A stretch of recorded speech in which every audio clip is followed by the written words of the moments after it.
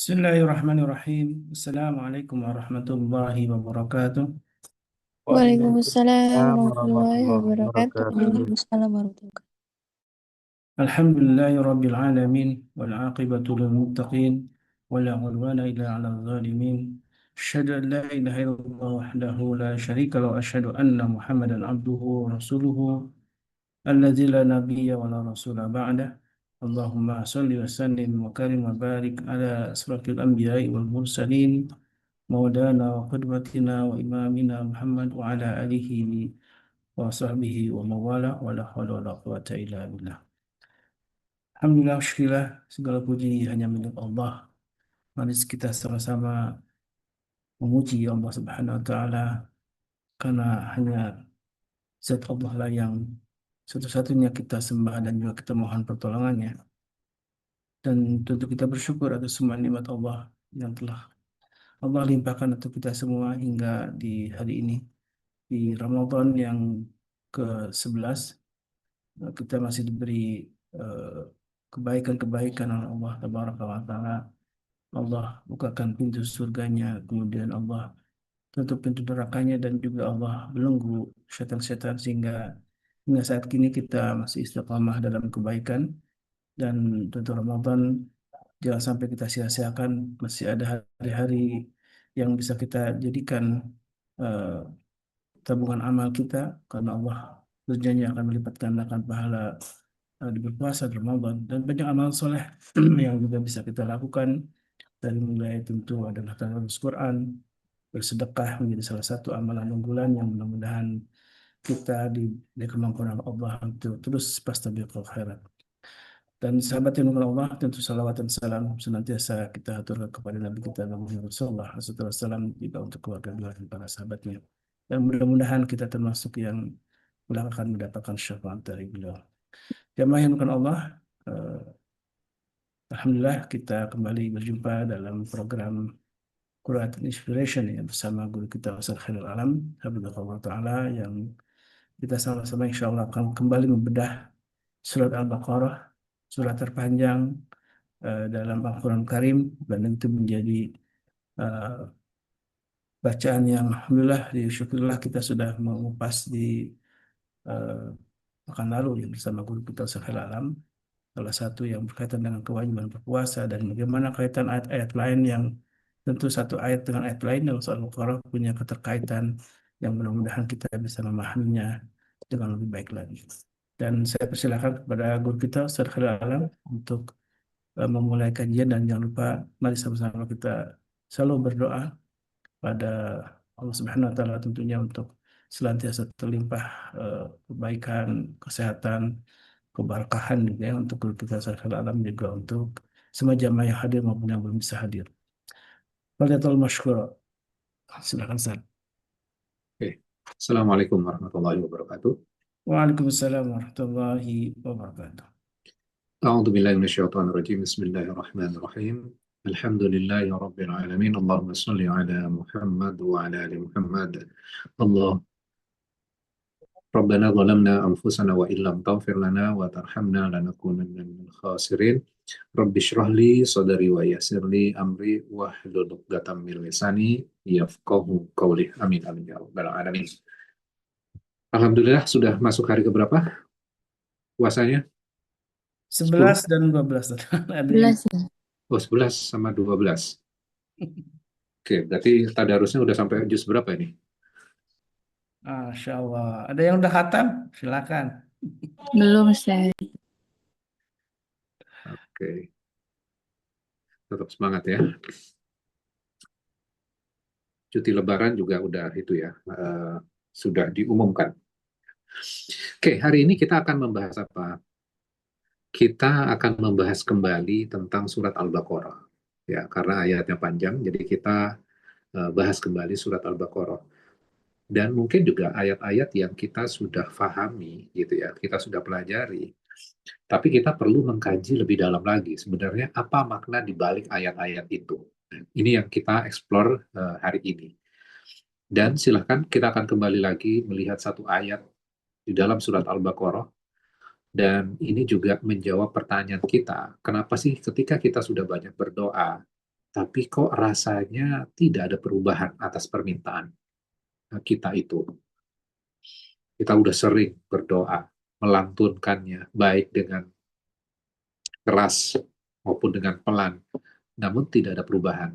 Kita akan melihatnya di dalam surat Al-Baqarah ayat 186. Silakan dibuka.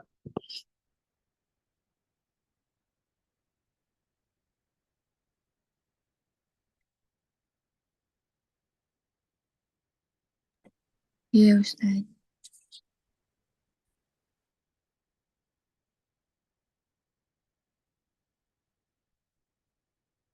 Oke. A'udzubillahi minasyaitonirrajim. Bismillahirrahmanirrahim. Wa idza sa'alaka ibadi anni fa inni qarib. Dan apabila hamba-hambaku bertanya kepadamu Muhammad tentang aku, maka sesungguhnya aku dekat. Ya. Dan yang menariknya adalah kalau kita lihat ayat ini, biasanya perintah kepada Nabi itu diawali dengan katakanlah. Ya, kul, katakan. Tapi ternyata di dalam ayat ini Allah sendiri yang menjawab, fa inni qarib.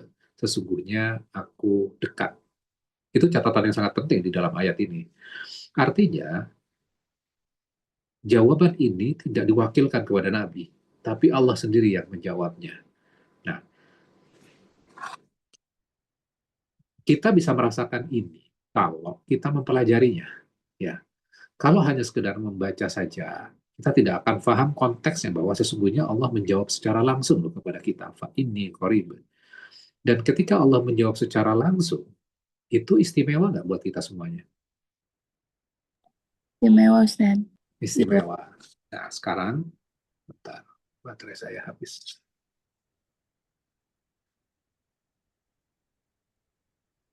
Oke, perhatikan ayat ini ya.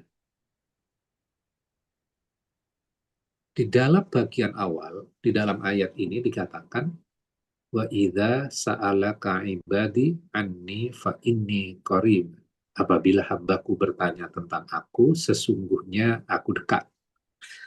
Kalau kita lihat bagian ayat ini, berarti tujuan Allah itu pengen menjelaskan apa sebenarnya? Kedekatan Allah dengan kita.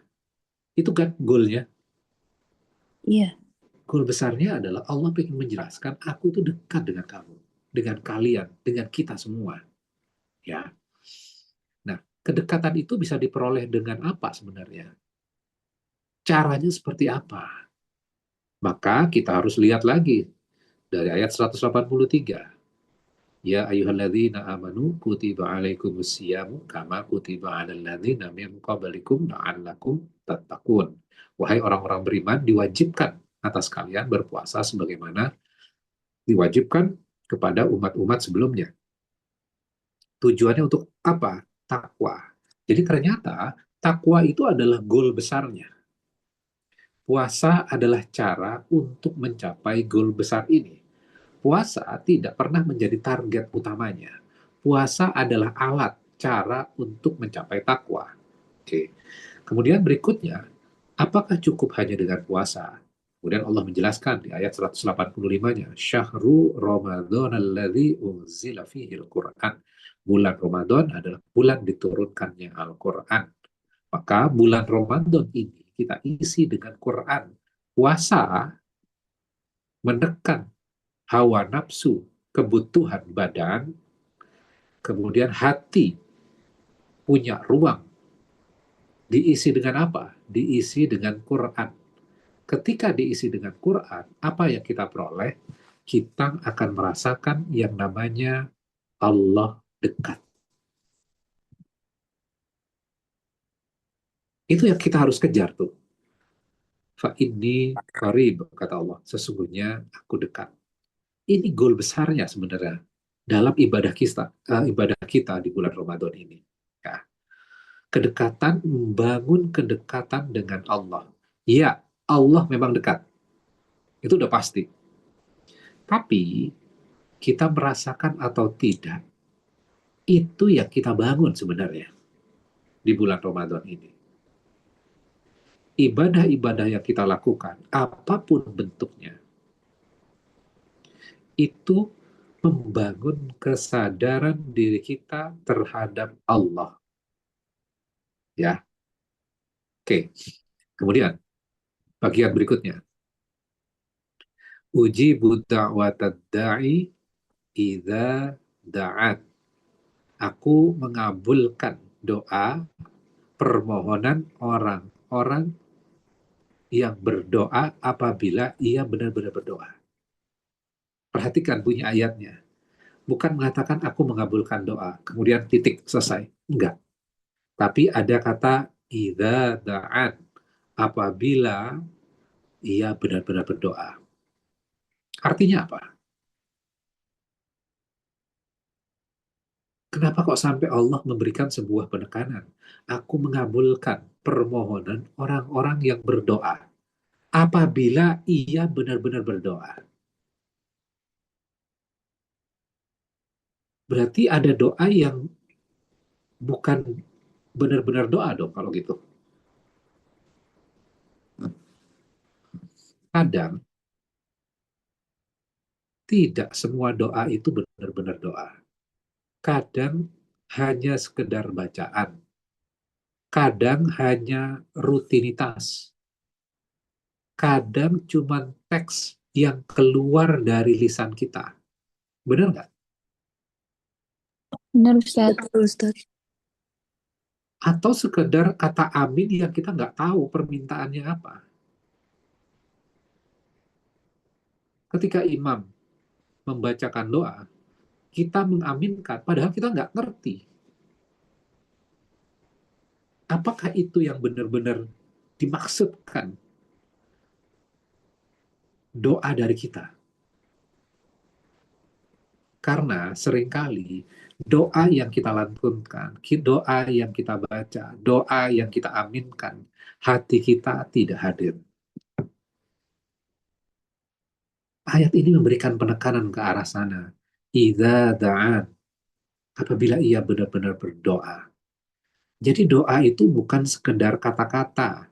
Doa itu merupakan kondisi hati kita. Doa itu lahir dari kesadaran bahwa kita lemah, bahwa kita butuh Allah, bahwa kita tidak punya apa-apa tanpa Allah. Makanya, seringkali orang yang benar-benar terdesak dengan banyak masalah, ya, banyak kebutuhan, doanya jadi terasa lebih hidup. Pernah nggak merasakan model seperti ini? Iya, Ustaz. Ketika kondisi kita terdesak, kondisi sangat benar-benar membutuhkan pertolongan dan kita nggak merasa nggak mampu menghandle itu semuanya, doa itu jadi hidup. Iya Itulah Ustaz. itulah doa yang benar-benar doa. Doa yang penuh kesadaran. Doa yang merasa memang butuh pertolongan dari Allah. Karena ketika kita merasa terdesak, ego kita kan jadi runtuh. Ego kita jadi rendah. Dan di dalam hadis juga dikatakan Allah tidak menerima doa dari hati yang lalai. Artinya, bukan Allah tidak mau mengabulkan doa, tapi hati kita tidak sedang benar-benar meminta. Berarti ayat ini dalam sekali ya sebenarnya. Iya. Ujibu da'watad da'i idza da'an. Ya. Terus berikutnya. Berarti doa itu butuh kesadaran. Ya. Doa itu kita merasa butuh. Kita merasa tidak mampu. Kemudian kenapa ya? Kadang doa itu terasa tidak dikabulkan oleh Allah. Kira-kira kenapa? Allah mau kasih yang lebih baik. Allah pengen kasih yang lebih baik. Oke. Kita ketika kita melantunkan doa, alat ukur kita, kabulnya doa, ujibu, diijabahnya doa kita, biasanya kita ukur dari apa? Hasil. Betul nggak? Iya, betul. Kalau keinginan kita atau permintaan kita dikabulkan, berarti kita merasa kita sudah diijabah doanya. Iya. Ya. Nah, yang menarik adalah kalau kita lihat bagian awal di dalam ayat 186, ya, wa idza sa'alaka ibadi anni fa inni qarib. Berarti tujuan Allah pengen membangun apa? Kedekatan. Membangun kedekatan. Ketika kita berdoa, yang kita bangun apa? Kita fokus pada keinginan kita. Iya. Ya. Padahal Allah pengen menekankan apa? Ketika kita berdoa, penekanannya adalah fa inni qarib, membangun kedekatan. Ya. Jadi bukan teknik doa, bukan panjangnya doa, bukan tentang bahasa Arabnya. Ya. Tapi kita sedang membangun kedekatan, harusnya membangun kedekatan dengan Allah. Ketika kita berdoa, kita benar-benar pengen apa sebenarnya? Pengen keinginan kita terkabul, atau kita benar-benar ingin Allahnya? Ingin terkabul.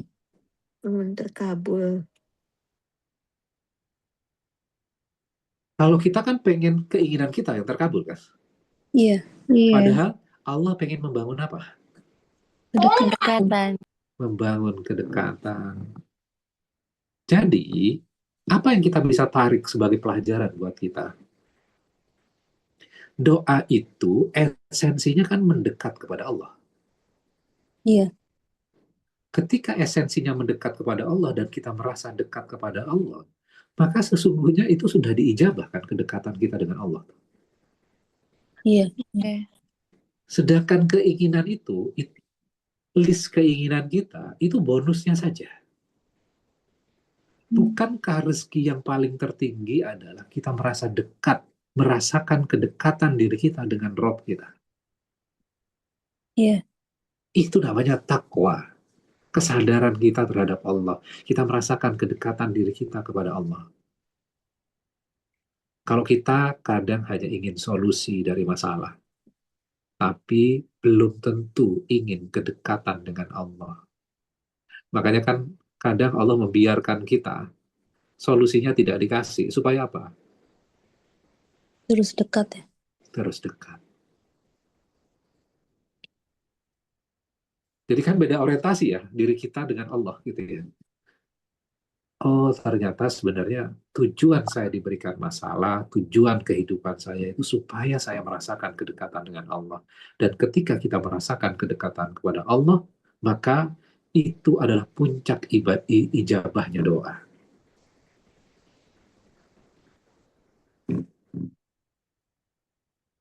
Jadi, setelah kita belajar ini, apa yang harus kita lakukan? Kita harus ubah doa kita. Bukan sekedar bacaan, tapi kesadaran. Ya, kita bisa bayangkan nggak, ketika kita membaca doa, tapi kita nggak sadar, kadang doanya cepat saja ya. Rabbana hab lana min azwajina wa dzurriyyatina qurrata a'yun. Amin. Kan gitu ya. Iya. Tidak disertai dengan kesadaran. Maka kita harus ubah. Doa yang kita panjatkan harus ada kesadarannya. Dan bukan hanya sekedar permintaan, tapi pengakuan bahwa kita butuh Allah dan kita pengen mendekat kepada Allah. Doa yang paling kuat itu lahir dari hati yang paling sadar. Maka Ramadan ini nafsunya diturunkan, kebutuhan badannya diturunkan, hatinya punya ruang Supaya apa? Membangun kesadaran. Ketika kita sudah mulai sadar, maka diisi dengan Quran, kita merasakan kedekatan dengan roh kita.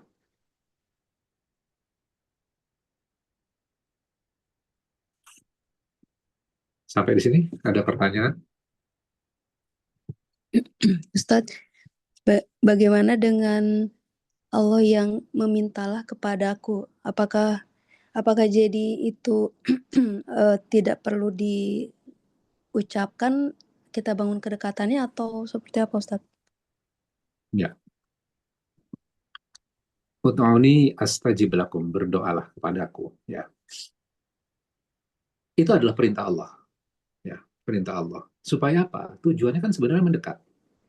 Ketika kita paham konteks ayat 186 ini, gitu ya, boleh nggak sih sebenarnya kita membangun permintaan kita? Boleh. Boleh, tapi landasannya apa? Seringkali kita, ketika kita melis permintaan kita menyampaikan permintaan kepada Allah, target kita sebenarnya adalah cuma solusi-solusi saja, dunia saja kan? Iya. Tidak ada orientasinya kepada Allahnya. Allahnya jadi hilang. Allahnya jadi ketinggalan. Maka kita paham fundamentalnya terlebih dahulu. Ya. Habis itu kita baru melis permintaan kita, tapi tujuannya adalah bukan hanya dunia, tapi juga ada kepentingan yang lain yang jauh lebih besar. Akhirat. Allah. Itu. Maka sambungannya silakan dibuka Al-Baqarah ayat 200. A'udzubillahi minasyaitonirrajim. Apabila kamu telah menyelesaikan ibadah haji, maka berzikirlah kepada Allah sebagaimana kamu menyebut-nyebut nenek moyangmu. Bahkan berzikirlah lebih daripada itu. Maka di antara manusia ada orang berdoa, "Ya Tuhan kami, berilah kami kebaikan di dunia, dan di akhirat dia tidak memperoleh bagian apapun."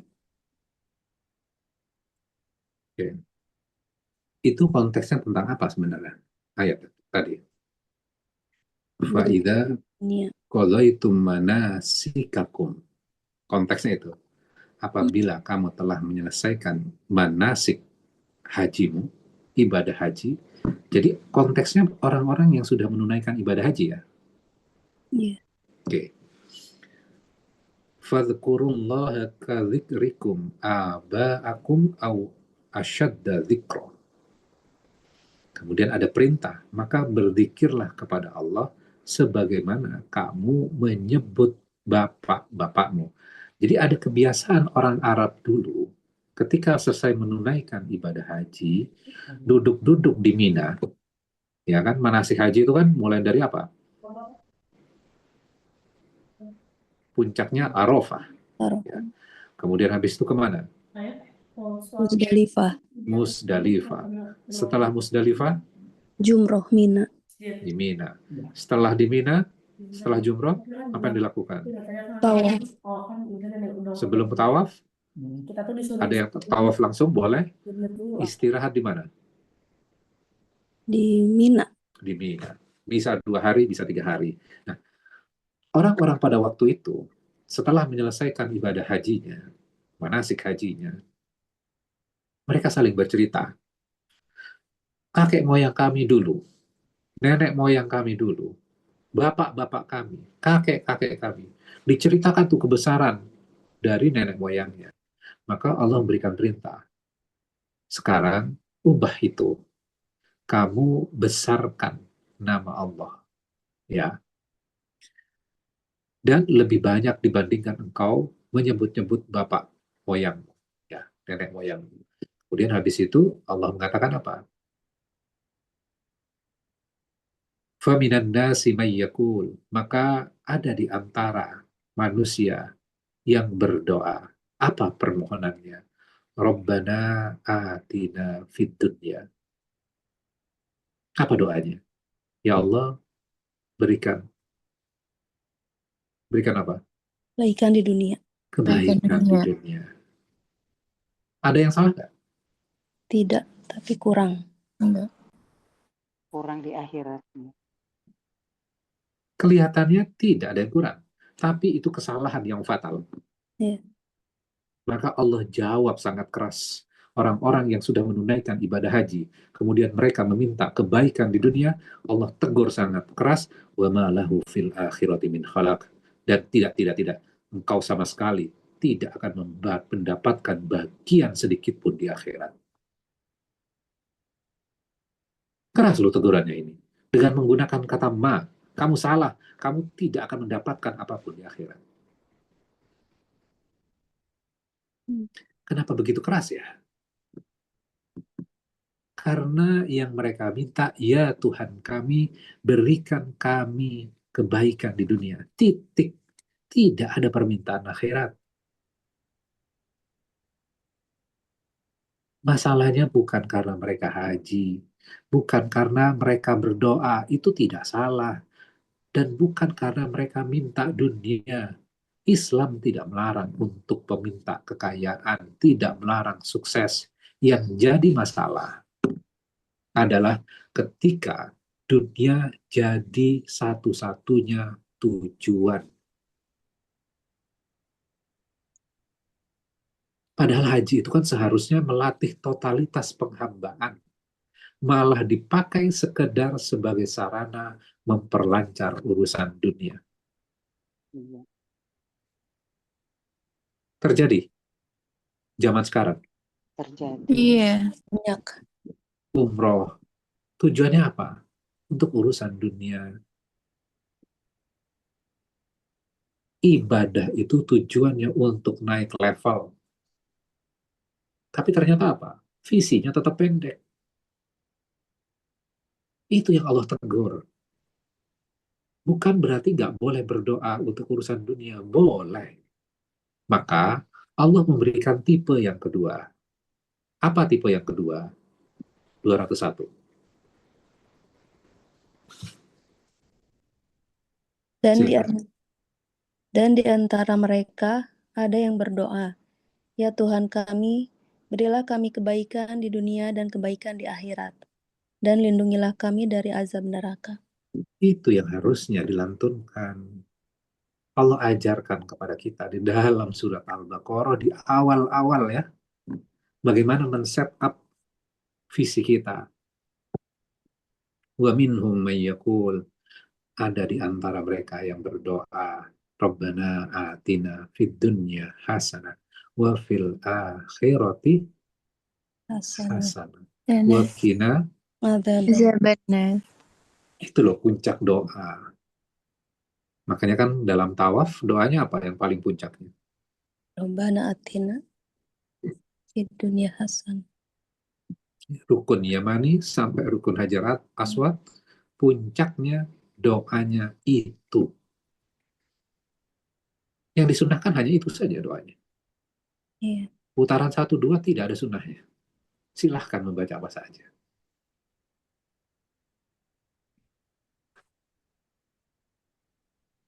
Ya. Rabbana atina fid dunya hasanah wa fil akhirati hasanah wa qina adzabannar. Ya. Seimbang.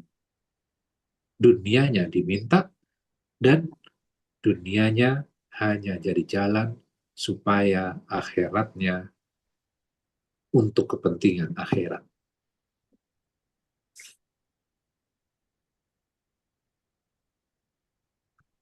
Kalau kita lihat ayat 200 dan 201, fenomena ini kan Allah menceritakan pada zaman dulu ya. Iya. Iya. Kemudian kita berpikir, oh itu tentang kisah zaman dahulu kala. Kita enggak. Coba perhatikan fenomena hari ini. Sholat supaya bisnis lancar. Terjadi? Iya. Iya. Sedekah Puasa. supaya apa? Proyeknya cair. Umroh supaya apa? Brandingnya naik. Itu terjadi pada zaman hari ini. Kalau itu saja yang dicari, maka yang didapat pun cuma itu. Dan dunia, seberapapun tinggi kita naik, ujungnya tetap selesai. Ayat ini bukan melarang kita sukses. Ayat ini memperbaiki apa? Memperbaiki orientasi dan arah kita. Karena kalau orientasinya cuma dunia, maka kita sedang mengkerdilkan makna ibadah.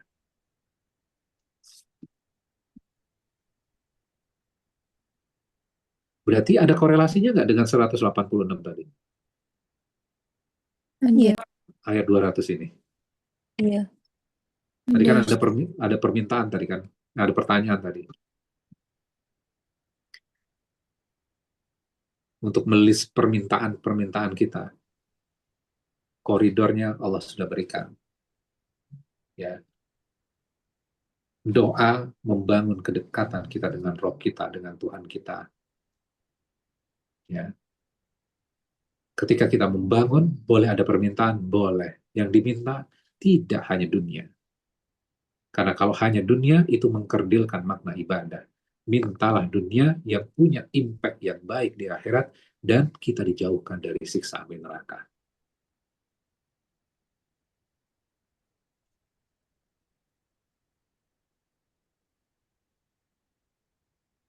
Ya. Jadi permintaannya bukan hanya sekedar fulus, fulus, dan fulus ya. Iya. Oke, sampai di sini ada pertanyaan? Ustadz, Izin Ustaz. iya ya. Ya. Izin Ustaz. Ya. Jadi teringat adab-adab kita saat berdoa ya Ustadz ya gitu maksudnya dengan kondisi saya saat ini itu jadi maunya banyak minta ampun aja sama Allah gitu bisanya yang terucap pertama di mulut kita gitu maksudnya bagaimana kita benar-benar mohon ampun sama Allah gitu. Teringat pesan salah satu asatid gitu bahwa kalau Allah udah maafin kamu, kamu mau minta apapun kesembuhan penyakitmu yang sekecil itu pun mudah bagi Allah gitu, ibaratnya seperti itu gitu. Jadi selain kita banyak minta ampun sama Allah, terus kita muji-muji Allah dengan asmaul husnanya Allah gitu ya. Terus baru apa yang jadi keluh kesah kita lah ibaratnya kita sampaikan ke Allah gitu. Mohon nasihatnya Ustadz terkait adab-adab doa itu sendiri. Jazakallahu khair. Oke. Bentar. Coba buka surat Hud ya.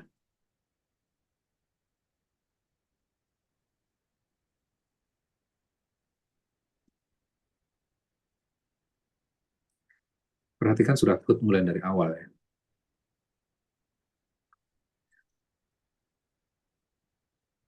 Alif Lam Ra. Inilah kitab yang ayat-ayatnya diturunkan dengan rapi, kemudian dijelaskan secara terperinci. Yang diturunkan dari sisi Allah yang maha bijaksana dan maha teliti.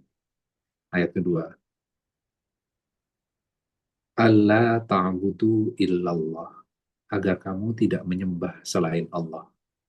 Tujuan agama itu. Agar tidak menyembah selain Allah. Sesungguhnya aku, Muhammad, adalah pemberi peringatan dan pembawa berita gembira darinya untukmu. Ya. Terus perintahnya apa?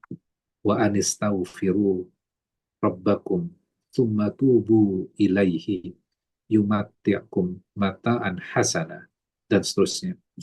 Dan hendaklah kamu memohon ampunan kepada Tuhanmu dan bertobat kepadanya. Kemudian Allah mengatakan apa? Niscaya, kepastian, Dia akan memberi kenikmatan yang baik kepadamu sampai waktu yang telah ditentukan. Jadi apa yang harus kita minta? Ampunan. Ampunan Allah. Karena setelah kita memperoleh ampunannya Allah, maka rezeki itu akan datang secara besar-besaran. Ketika sakit, maka yang diminta terlebih dahulu apa? Ampunannya Allah dulu. Itu di dalam surat Hud. Jadi yang kita mintakan adalah permohonan ampun. Ya, karena ini penting. Istighfar itu powerful. Ya. Maka kalau kita perhatikan juga di dalam surat, bentar.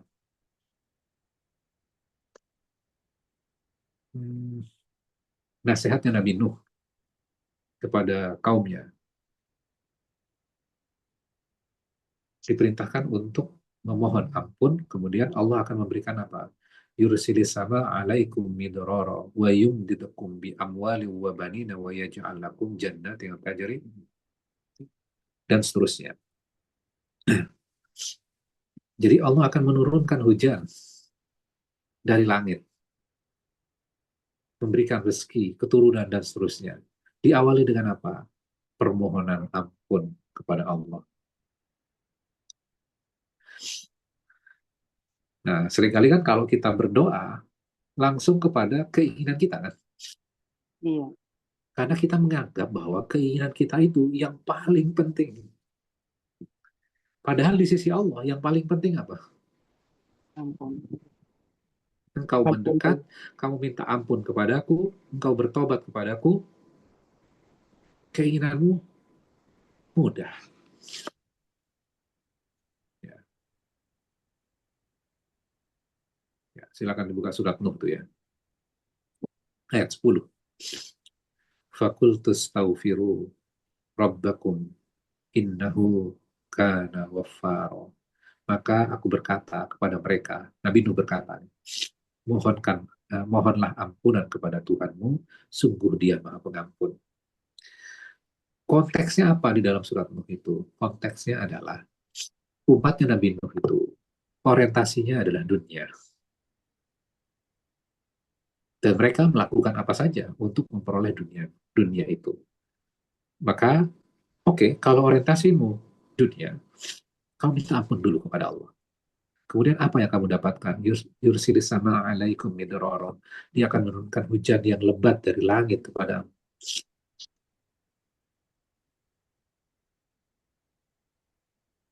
Tuh kan yang diminta dunia, kenapa hujan? Wa yubdidakum bi amwali wa banina wa yaj'al lakum jannatin wa yaj'al lakum anhara. Dan dia memperbanyak harta, rezekimu, anak-anakmu, dan mengadakan kebun-kebun. Orang di kita, di dunia, berpikir kan gini, kalau saya kerja, saya ikhtiar, saya dapat rezeki. Tidak ada hubungannya dengan langit, kan? Iya. Maka dibalik dengan ayat ini, enggak. Kenapa kok di ayat 11-nya, kok diceritakan tentang air hujan dari langit? Rezeki itu asalnya dari langit. Diturunkan ke bumi, kemudian menghidupkan. Kalau kamu beristighfar ke langit, kepada Allah, maka apa yang kamu dapatkan? Limpahan harta. Termasuk di dalamnya kesembuhan nggak? Iya. Iya. Gitu. Jadi betul nasihatnya adalah awali dengan istighfar. Bentuk istighfar macam-macam ya. Ya silahkan aja kalau itu. Mau pakai yang mana, monggo silahkan. Pakai astagfirullah, silahkan. Pakai Rabbana zalamna, itu juga bagian dari istighfar juga. Ya, oke. 200 udah. Bentar, saya geser dikit.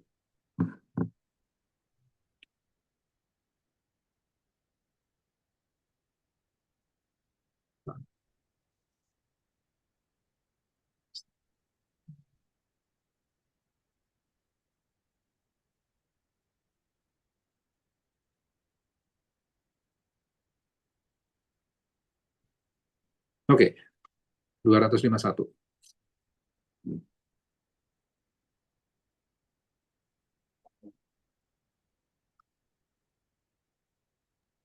Ya, Ustaz.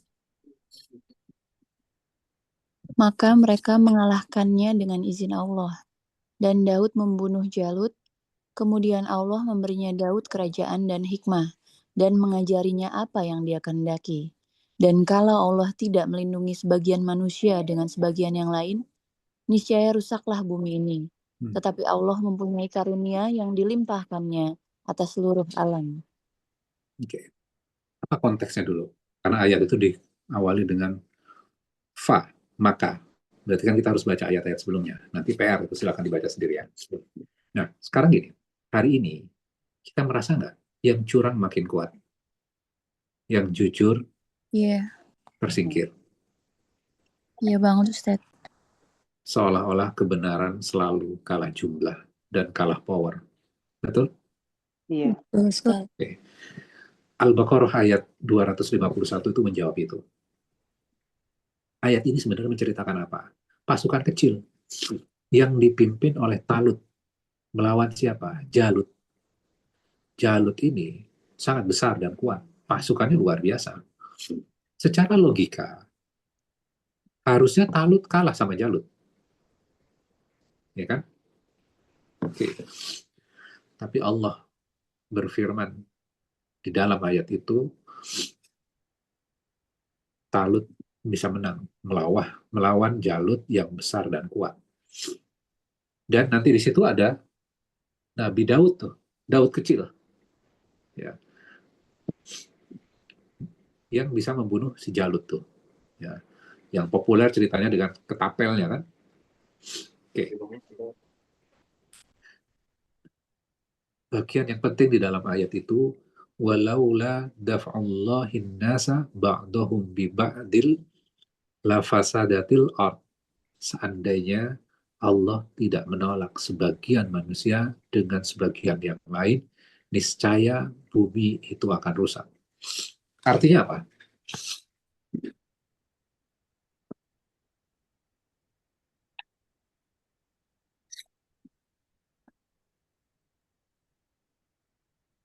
Artinya apa ayat ini? Karena masih ada orang baik, maka Allah melindungi. Oke. Ya. Seandainya Allah tidak menolak sebagian manusia dengan sebagian yang lain, niscaya bumi ini akan rusak. Masih ingat nggak pelajaran minggu lalu yang malaikat ngapain sih menciptakan manusia yang akan menjadi khalifah di muka bumi, Iya, yang Ustaz. akan melakukan pertumpahan darah, ya. Kemudian ada ayat ini di dalam surat Al-Baqarah, di surat yang sama. Kadang Allah menjaga dunia melalui perlawanan. Kalau tidak ada yang berani berdiri melawan kezaliman, kerusakan akan merajalela. Pesan besarnya apa? Kemenangan bukan soal jumlah, bukan soal siapa yang paling viral, bukan siapa yang paling kuat secara materi. Tapi siapa yang berdiri di atas kebenaran. Itu tugasnya apa berarti? Manusia. Tugas orang yang paham Quran. Tapi jumlahnya sedikit, berdiri. Dan ketika kemenangan datang, itu bukan akhir. Itu ujian baru. Apakah kekuasaan dipakai untuk adil atau justru mengulang kezaliman? Suka terjadi nggak? Udah berjuang ketika dapat kekuasaan, akhirnya apa? Cuman mengulang kezaliman yang sama dengan versi yang berbeda. Terjadi nggak? Iya, terjadi sekarang. Terjadi. Hari ini mungkin kita merasa kecil, suara kita sedikit, lingkungan juga tidak mendukung. Tapi ayat ini mengajarkan, jangan ukur kebenaran dengan angka. Karena kalau semua orang memilih diam demi aman, maka bumi apa? Bumi akan rusak. Walaupun kecil, harus berjuang. Iya. Sejarah selalu punya fase di mana Jalut terlihat menang, tapi itu bukan akhir cerita. Tugas kita bukan memastikan menang besar. Tugas kita tetap berdiri di kebenaran. Karena bisa jadi keberanian kecil dari orang-orang yang jumlahnya tidak begitu besar adalah cara Allah menjaga dunia. Itu tugas kita sebagai khalifah di muka bumi. Oke, itu tadabbur 251.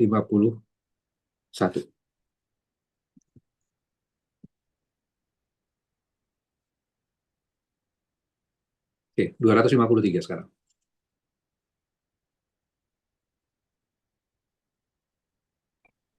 Rasul-rasul itu kami lebihkan sebagian mereka dari sebagian yang lain.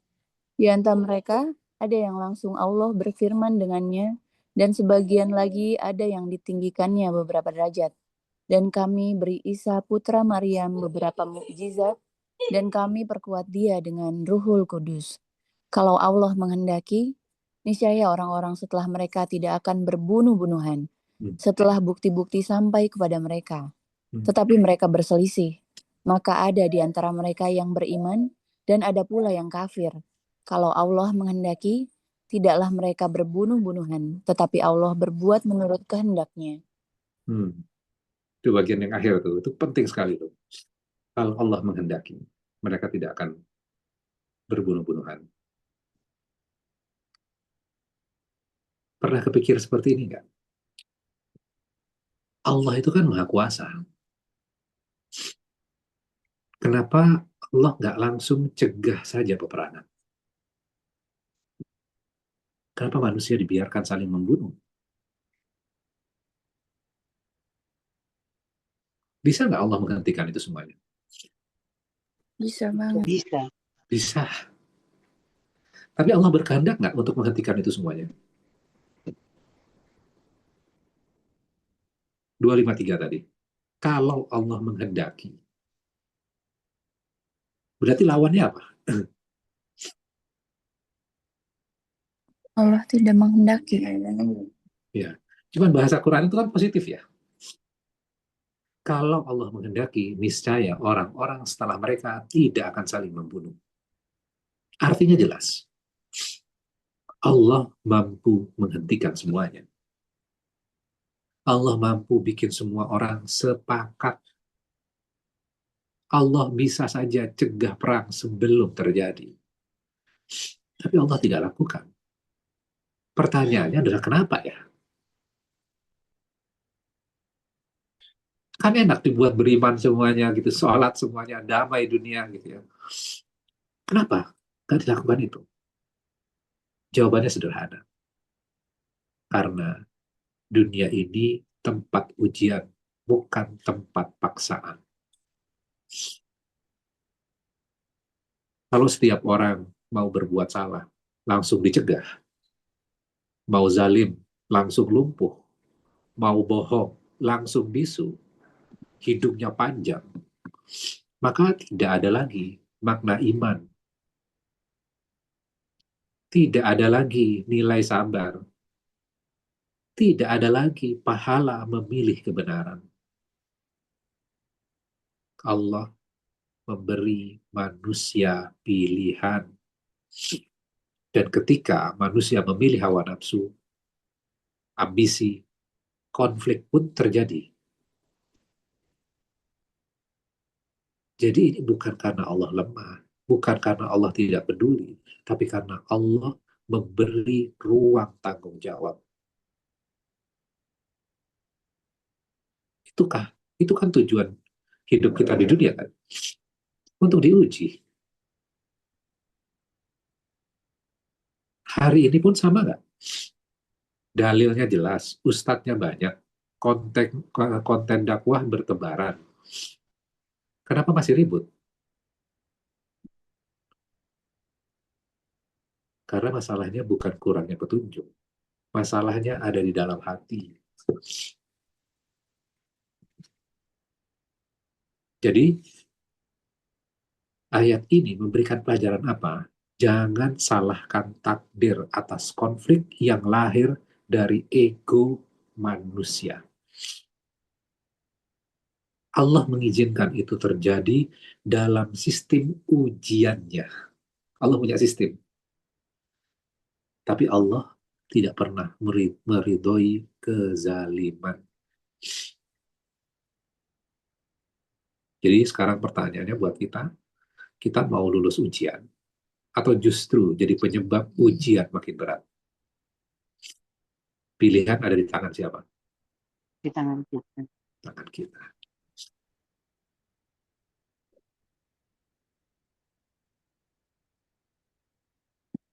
Kalau kita sampai di sini, gitu ya, pelajaran surat Al-Baqarah ini luar biasa sebenarnya ya.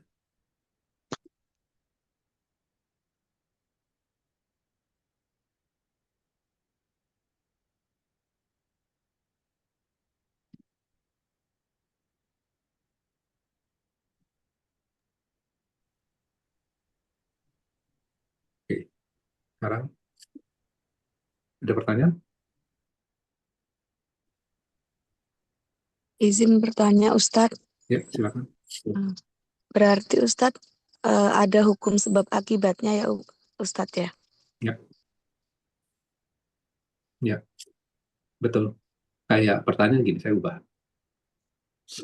Kenapa Allah biarkan Firaun? Bukankah Allah mampu menghentikan Firaun? Ya. Ada ujian di situ. Ya, oke. 259.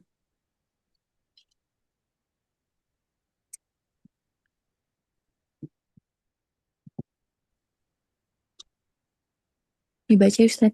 Ya, silakan. Atau seperti orang yang melewati suatu negeri yang bangunan-bangunannya telah roboh hingga menutupi reruntuhan atap-atapnya. Dia berkata, bagaimana Allah menghidupkan kembali negeri ini setelah hancur, lalu Allah mematikannya, atau orang itu, selama 100 tahun, kemudian membangkitkannya atau menghidupkannya kembali. Dan Allah bertanya, berapa lama engkau tinggal di sini? Dia, orang itu menjawab, aku tinggal di sini sehari atau setengah hari. Allah berfirman, tidak, engkau telah tinggal 100 tahun. Lihatlah makanan dan minumanmu yang belum berubah. Tetapi lihatlah keledaimu yang telah menjadi tulang belulang. Dan agar kami jadikan engkau tanda kekuasaan kami bagi manusia. Lihatlah tulang belulang, keledai itu. Bagaimana kami menyusunnya kembali. Kemudian kami membalutnya dengan daging. Maka ketika telah nyata baginya, dia pun berkata, saya mengetahui bahwa Allah Maha Kuasa atas segala sesuatu. Insya Allah. Itu ayatnya luar biasa loh. Cuman itu ayat membuat kita berpikir. Ini maksudnya apa ya? Keledainya hancur, makanannya masih ada. Oke, satu-satu. Pernah bertanya seperti itu? Iya, Ustaz. Oke. Berarti udah membaca terjemahannya. Oke, sekarang kita kupas ya. Awal dulu. Allah menceritakan tentang seorang laki-laki yang dimatikan berapa lama? 100 tahun. Ya, 100 tahun. Bukan 1 bulan. Bukan 1 malam. 100 tahun. Kemudian Allah bangkitkan dia kembali. Dibangkitkan. Setelah dimatikan 100 tahun. Lalu Allah bertanya, berapa lama kamu tinggal? Jawabannya berapa? Berapa lama? 1 atau setengah hari. Ya. 1 hari. Sehari atau setengah hari. Iya. Tapi matinya dia berapa lama? 100. 100 tahun. 100. Padahal 1 abad itu lama sekali. Tapi dia ngerasa sehari atau setengah hari. Lalu Allah berfirman, lihat makanan-makanan tidak berubah. Dan lihat keledai. Keledainya jadi apa? Tulang belulang. Tulang belulang. Coba kita bayangkan. Keledainya hancur total. Tapi makanannya tetap segar. Iya. Kenapa? Kan makanan cepat basi sebenarnya. 100 tahun loh. Makanan apa yang bisa awet 100 tahun? Kayaknya nggak masuk akal gitu ya. Iya. Nah, kenapa? Allah ingin menunjukkan satu hal. Yang membuat sesuatu rusak itu bukan waktu. Dan yang menjaga sesuatu tetap utuh juga bukan waktu. Semua karena kehendak Allah. Logika kita kan nggak nyampe ke sana. Iya. Tapi kalau kehendak Allah, itu bisa terjadi. Allah sengaja membiarkan keledainya hancur supaya Allah memperlihatkan proses yang namanya kebangkitan. Kan mati jadi tulang belulang. Allah susun tulang belulang itu, diberi daging, dibalut dengan kulit, hidup kembali.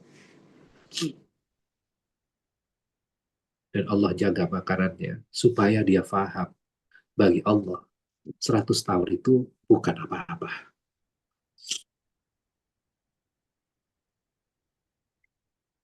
Allah ingin menunjukkan apa dengan ayat ini? Kekuasaan Allah. Kekuasaannya.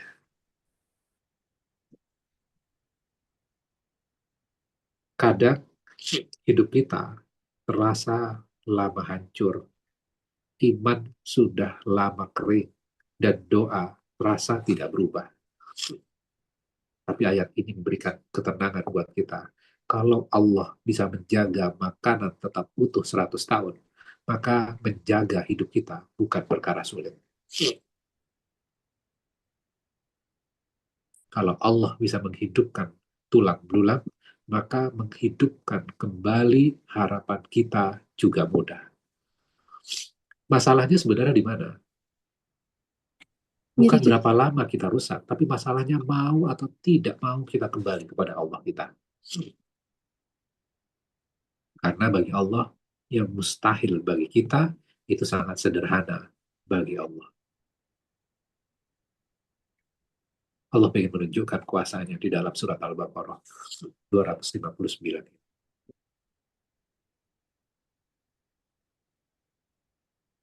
259. Surat Al-Baqarah.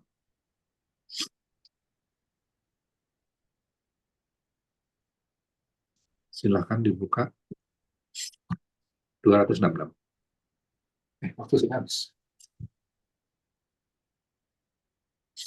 266, Ustaz. Ya, 266. Adakah salah seorang di antara kamu yang ingin memiliki kebun kurma dan anggur yang mengalir di bawahnya sungai-sungai? Di sana dia memiliki segala macam buah-buahan.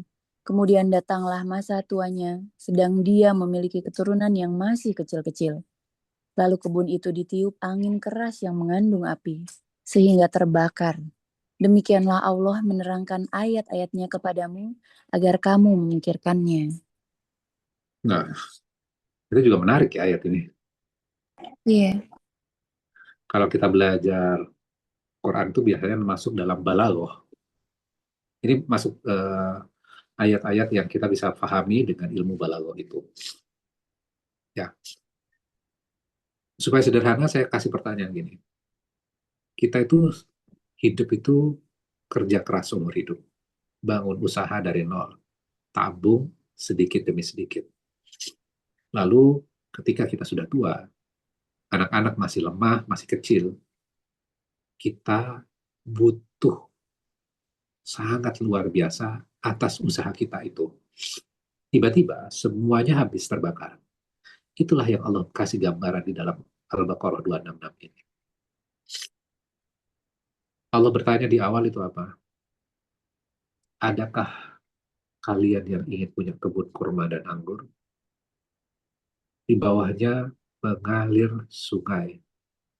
Buahnya banyak, subur, dan indah. Lalu ketika dia sudah tua, punya anak-anak yang masih lemah, datang angin kencang disertai api. Lalu kebun itu terbakar habis. Ada yang mau nggak seperti ini? Mau. Tidak. Mau. Terbakar nggak mau.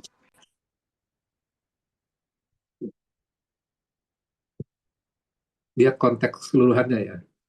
Awalnya digambarkan indah. Tapi ujungnya apa? Angin kencang disertai api. Berarti habis terbakar semuanya dong? Iya. Iya. Ada yang mau seperti itu? Tidak. Enggak. Tidak ada yang mau. Apakah kisah ini hanya sekedar cerita kebun saja? Bukan. Bukan.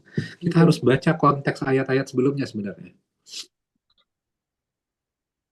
Ini bukan cerita sekedar cerita kebun. Ini adalah perumpamaan amal. Kebun itu amal baik kita, sedekah kita, sholat kita. Masa tua adalah saat kita paling butuh pahala. Betul nggak? Betul, Ustaz. Ketika tubuh sudah nggak mampu, kita sudah tidak kuat memperbaiki. Dan api itu apa sebenarnya? Api itu adalah penyakit hati. Hasad. Penyakit hati, ria, pamer, menyakiti orang setelah kita bersedekah kepadanya dengan menyebut-nyebutnya. Niat yang tidak tulus. Bayangkan, sudah beribadah bertahun-tahun, tapi satu penyakit hati membakar semuanya. Hari ini, kita hidup di zaman validasi. Kebaikan difoto, sedekah direkam, ibadah diupload. Hati-hati. Ayat ini bukan menakut-nakuti.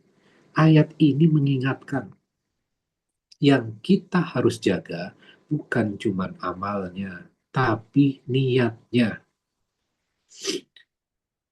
Karena yang paling menyakitkan bukan kehilangan harta, tapi kehilangan pahala saat kita membutuhkannya. Jangan sampai kebun kita terlihat hijau di dunia dengan berbagai macam amal, tapi hangus di akhirat. Ayat ini teguran nggak buat kita berarti? Iya, Ustaz. Teguran.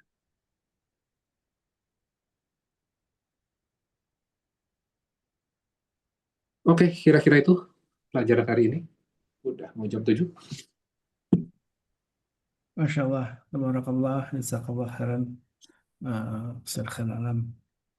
Betapa kita jadi tersadar ya di bulan Ramadan ini, selain memang kita memperbanyak amal baikan, jangan sampai kemudian tadi diilustrasikan seorang yang menghendaki kebaikan dalam bentuk harta gitu ya, kemudian hancur ditimpa musibah kebakaran. Jangan sampai amal-amal kita yang sudah capek-capek kita lakukan, kemudian boleh juga hancur karena sikap hasad, karena memang hasad salah satunya penyakit hati yang paling buruk Ustaz ya.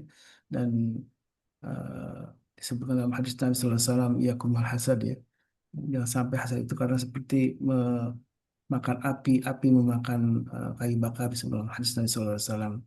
Dan lagi-lagi tadi kita dijelaskan tentang eh, makna doa ya, yang tentu Ramadan menjadi salah satu disebutkan dengan syahrul doa, bulannya berdoa, maka jangan sampai juga doa kemudian tidak diijabah oleh Allah karena kita salah salah konsep tentang doa. Tujuan doa adalah tadi menjadi orang yang sangat dekat dengan Allah Subhanahu wa taala. Maka kalau kita sudah dekat, maka apapun yang kita inginkan, dan sesungguhnya orang yang bertakwa hanya menginginkan kebaikan di dunia dan di akhirat.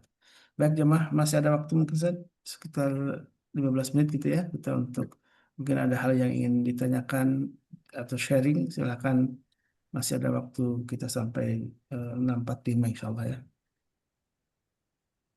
Boleh, Ustaz, nanya Silakan. dikit. Bismillah, Assalamualaikum warahmatullahi wabarakatuh.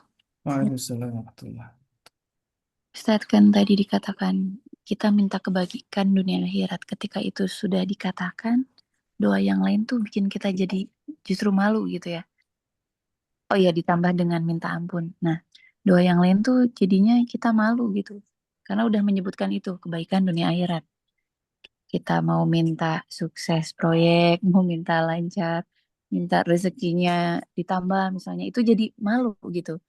Itu gimana Ustadz? Salah nggak seperti itu? Syukuran Ustadz.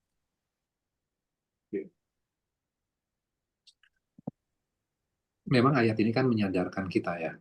Ya, seringkali kan yang kita minta itu oke, sesuai dengan keinginan kita, gitu ya. Bahkan kita sebutkan secara detail. Bahkan ada orang yang haji itu di depan Ka'bah itu sampai berdoa, ya Allah, jodohkan anakku kepada orang yang sudah menjadi pegawai negeri sipil yang golongannya 3A dan seterusnya. Ya, sangat spesifik sekali, gitu ya. Boleh nggak? Boleh, gitu ya. Boleh, gitu ya. Cuma kadang-kadang kan berhenti di situ, gitu ya. Padahal konteks doa itu kan sebenarnya membangun kedekatan. Dan tujuannya apa? Membangun sebenarnya untuk kepentingan akhirat sebenarnya. Dunia boleh diminta, boleh gitu ya. Nah, seringkali kan ketika kita sudah berdoa di puncaknya, puncak doa itu apa? Ya Rabbana atina fid dunya hasanah wa fil akhirati hasanah wa qina adzabannar. Itu kan puncaknya sebenarnya. Iya. Merangkum keseluruhan permintaan kita. Jangan sampai doa yang kita minta itu tujuannya cuma dunia saja, baik di dunia, tapi tidak memiliki impact yang baik di akhirat. Kemudian sebelumnya diawali dengan apa? Dalam struktur doa itu diawali dengan satu, pujian kepada Allah udah pasti, kemudian sholawat kepada Nabi, kemudian habis itu apa? Permohonan ampun, ya permohonan ampun. Kemudian di jeda-jeda itu boleh kita melakukan permintaan yang kita inginkan, gitu ya. Kemudian pertanyaannya adalah, ketika kita sudah tahu bahwa yang kita minta adalah terbaik di dunia, dan memiliki impact yang terbaik di akhirat, gitu ya, dan dijauhkan dari api neraka, kadang kita juga merasa malu untuk meminta yang lain, gitu ya. Iya. Kemudian akhirnya kita memilih, ya Allah, saya pilih bersyukur saja ya Allah. Terima kasih atas yang Kau limpahkan kepada kami. Engkau yang terbaik. Maka itu juga dicontohkan di dalam Al-Quran. Doa Nabi Ayub. Ya. Itu doanya nggak ada permintaannya. Wa anta arhamur rahimin, kata Nabi Ayub. Padahal Nabi Ayub kehilangan semua asetnya, ekonominya, kemampuan badannya, dan kehilangan keluarganya. Dia malah memuji kepada Allah. Ya, itu surat apa ya, saya lupa. Bentar. Al-Anbiya. Al-Anbiya 83 kalau nggak salah.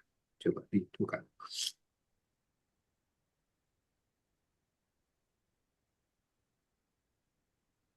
Surat ke berapa? Al-Anbiya Hmm, 83. 83. Nah, ya benar. Wa ayyuba idza nada rabbahu anni masaniyad-dur. Dan ingatlah ketika Ayub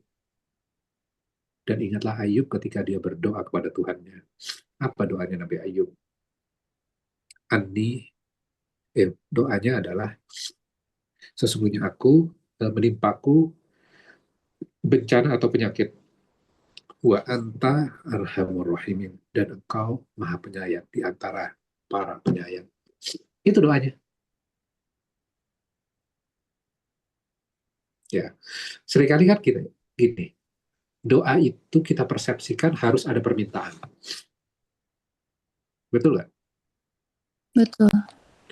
Karena kita memahami di konteks yang lain, kalau nggak meminta berarti itu sombong. Iya. Ya. Nah, sekarang apa sebenarnya makna doa? Doa tadi kan mendekat. Iya. Ya, doa itu mendekat. Ketika memuji kepada Allah, itu mendekat kepada Allah nggak sebenarnya? Iya, mendekat. Oke. Ketika bersyukur kepada Allah, itu mendekat nggak sebenarnya? Iya, mendekat juga. Ya, mendekat. Artinya, boleh nggak orang dalam doanya menyampaikan rasa syukurnya saja? Boleh.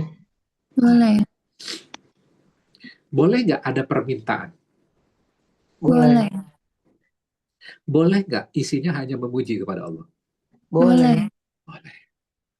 Makanya Nabi Ayub memberikan contoh. Wa anta arhamur rahimin. Dan engkau maha penyayang di antara semua yang penyayang. 84. Pas saja benar, lahu, dan seterusnya. Maka kami kabulkan doanya. Lalu kami lenyapkan penyakit yang ada padanya, dan kami kembalikan keluarganya kepadanya, dan kami lipat gandakan jumlah mereka sebagai rahmat dari kami. Kelihatannya nggak ada permintaan, hanya memuji kepada Allah. Seakan-akan gitu. Aku tahu kau dekat kepadaku dan kau tidak pernah mengecewakan aku. Aku hampir terpeleset berburuk sangka kepadamu. Kan gitu seakan-akan kan. Iya. Tapi kau maha penyayang. Kau tahu apa yang aku butuhkan.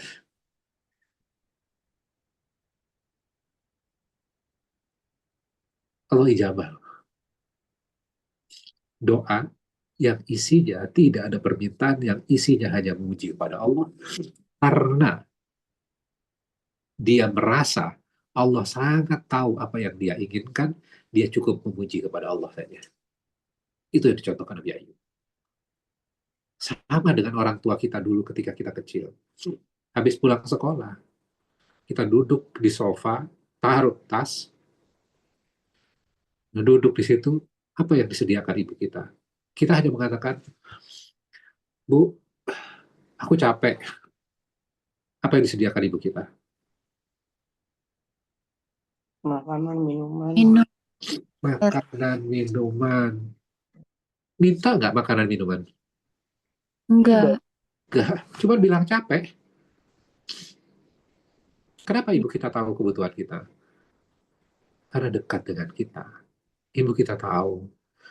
Maka cukup memuji kepada Allah, ya Allah, wa anta arhamur rahimin. Kau maha penyayang di antara yang penyayang. Kau tahu apa yang aku butuhkan. Ampuni aku ya Allah. Rabbana atina fid dunya hasanah wa fil akhirati hasanah wa qina adzabannar. Udah, cukup. Boleh nggak meminta detail? Boleh. Masalahnya adalah kadang kita meminta detail, lupa mendekat pada Allahnya, fokus pada keinginan kita. Berarti Allah dipaksa menuruti keinginan kita.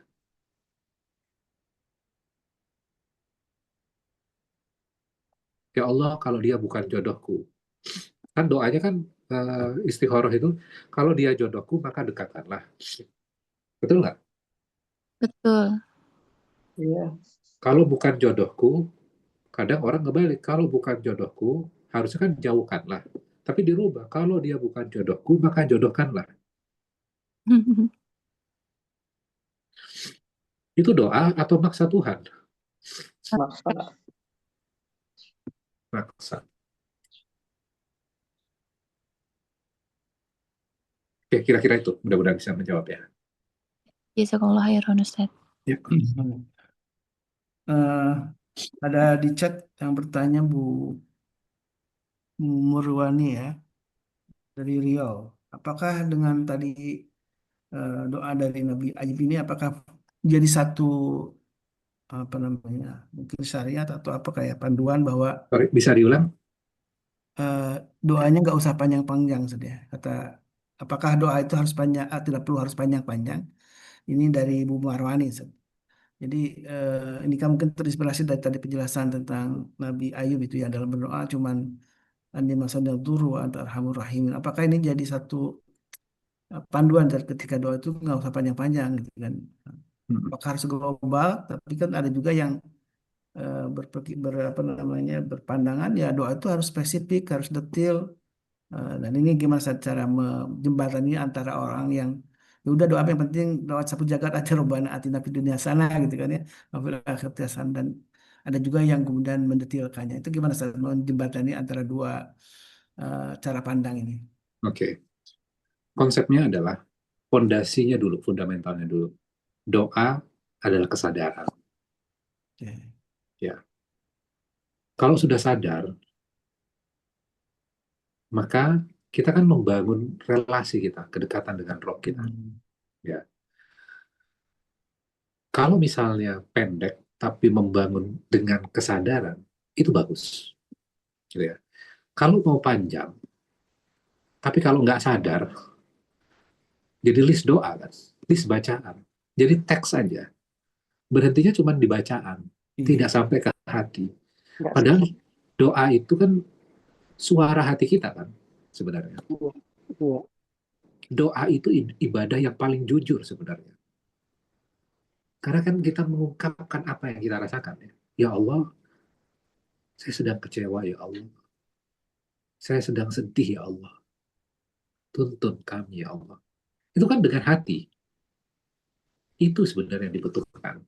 Waktu itu saya pernah cerita juga ya, ada orang yang mau haji bertahun-tahun dia ngumpulin uang karena dia orang orang level bawah gitu ya, mengumpulkan tiap tahun, tiap hari dia kumpulkan 100, 500 dan akhirnya dia mampu melakukan haji. Karena dia orang nggak mampu, maka dia akan berusaha luar biasa, menghafalkan setiap putaran tawaf. Dihafalkan tawaf pertama, tawaf kedua, tawaf ketiga. Kemudian hari yang dia inginkan datang. Kemudian dia berhaji. Sampai di depan Ka'bah. Bismillahi Allahu Akbar. Habis itu putaran pertama, dia lupa doanya. Karena saking senangnya, saking excitingnya, saking lihat orang banyak sekali di situ. Saking dia pertama kali melihat Ka'bah yang selama ini dia beribadah menghadap ke Ka'bah itu. Perasaannya tuh haru biru, bahagia, merasa senang sekali. Sehingga apa? Memorinya dia hilang. Bacaan doanya yang dihafalkan hilang. Kemudian setiap putaran tawaf dia istighfar. Ya Allah, ampuni aku ya Allah. Aku udah berusaha menghafalkan doa saya ya Allah. Tapi aku lupa, aku mohon ampun ya Allah. Putaran kedua lupa lagi, putaran ketiga lupa lagi. Kemudian dia menangis datang ke Ustadz pembimbingnya. Ustadz, tawaf saya nggak akan diterima oleh Allah. Kenapa Bu? Saya lupa semua bacaan tawaf saya ya Ustadz. Saya sudah menghafalkan. Saya sudah menabung tiap hari. Tapi saya lupa. Pasti Allah nggak ngabulin doa saya, tawaf saya. Ibu, insya Allah doa ibu terkabulkan. Ibu kan tadi menceritakan. Ibu minta ampun kepada Allah. Itu cukup. Ibu sadar dengan hati minta ampun kepada Allah. Itu doa yang paling dalam. Doa yang paling jujur. Yang lahir dari hati. Itu yang penting sebenarnya. Ya. Mau panjang, mau pendek, monggo silahkan. Silahkan. Tapi dengan tingkat kesadaran. Makanya di awal tadi saya mengatakan bahwa seringkali kita mengaminkan doa yang kadang kita nggak paham apa maknanya. Ya pokoknya ikut Ustadz aja. Ya. Akhirnya apa? Hatinya nggak hadir. Hatinya nggak paham karenanya. Yuk kita menjadi Islam yang cerdas. Muslim yang cerdas. Islam yang mengerti apa yang kita ucapkan. Kita bangun kedekatan kita, bangun hati kita. Baik, insya Allah. Dan ini menjelas tadi yang disampaikan oleh Ustaz Khairul Alam, yang mengutip hadis Nabi tentang bahwa Allah tidak akan mengabulkan doa orang yang lalai, Ustaz ya. Orang yang lalai dan main-main. Ini dijelaskan dalam hadis yang diriwayatkan oleh Imam Tirmidzi dan Ustaz Imam Ahmad. Berdoalah kepada Allah sehingga seiring dengan keyakinan bahwa doa itu pasti dikabulkan. Ketahuilah bahwa sesungguhnya Allah tidak akan mengabulkan doa dari hati yang lalai dan main-main. Wah, ini sebuah penegasan tentang bahwa kita memang ketika berdoa harus paham apa yang kita doakan dan apa yang kita teks apa namanya bacaan-bacaan doa ini harus dipahami dengan baik dan dihayati dengan penuh kekhusyuan dan berasal dari hati yang jujur tadi ya, hati yang tidak lalai dan begitulah seharusnya memang dalam berdoa ya sebenarnya. Karena tidak bukan masalah panjang pendeknya kata Ustaz, tapi apakah sadar dengan doanya. Karena itulah jangan sampai hanya mengaminkan tapi tidak paham dengan doa apa yang dibacakan. Mudah-mudahan kita semakin hari semakin paham gitu ya. Dengan ngaji tentu jadi paham bagaimana doa-doa yang dibacakan oleh guru-guru kita biasanya setiap akhir sesi kita tahu apa yang dibacakannya dan juga kita sendiri ketika kita membaca doa. Masya Allah, tabarakallah, jazakallah khairan Ustaz atas nasihatnya, tadaburnya di pagi ini. Mudah-mudahan Ramadan kita menjadi Ramadan yang terbaik, Ramadan yang juga disebutkan sebagai bulannya berdoa, syahrul doa yang disebutkan juga dalam Al-Quran tadi di Al-Baqarah ya di 187 ya, 86 ya, tentang bagaimana sesungguhnya tujuan dari kita berdoa adalah dekat dengan Allah Tabaraka wa Ta'ala. Mudah-mudahan kita semakin dekat dan wasilah dari ngaji rutin setiap pagi bersama para guru kita di Majelis Keluarga Indonesia menjadi wasilah kebaikan dan memohonlah ampun kepada Allah Tabaraka wa Ta'ala. Dan dengan kedekatan inilah mudah-mudahan Allah jadikan Ramadan kita Ramadan yang penuh dengan kebaikan, dan tentu akhirnya kita bisa meraih satu pahala terbaik, yaitu pahala yang lebih baik dari 1000 bulan, yaitu Lailatul Qadar. Baik, kita tutup dengan doa kafaratul majlis. Subhanakallahumma wa bihamdika asyhadu an la ilaha illa anta astaghfiruka wa atubu ilaik. Mohon maaf kalau ada khilafan. Alhamdulillah hadana wa iyyakum. Assalamualaikum warahmatullahi wabarakatuh. Waalaikumsalam. Waalaikumsalam warahmatullahi wabarakatuh. Waalaikumsalam warahmatullahi wabarakatuh. Barakallahu.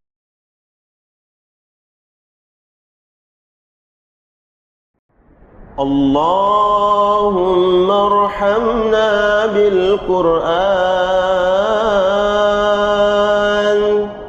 واجعله لنا إماما ونورا وهدى ورحمة. اللهم ذكرنا منه ما نسينا وعلمنا منه ما جهلنا وارزقنا تلاوته آناء الليل وأطراف النهار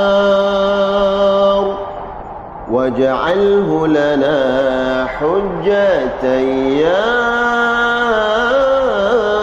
رب العالمين.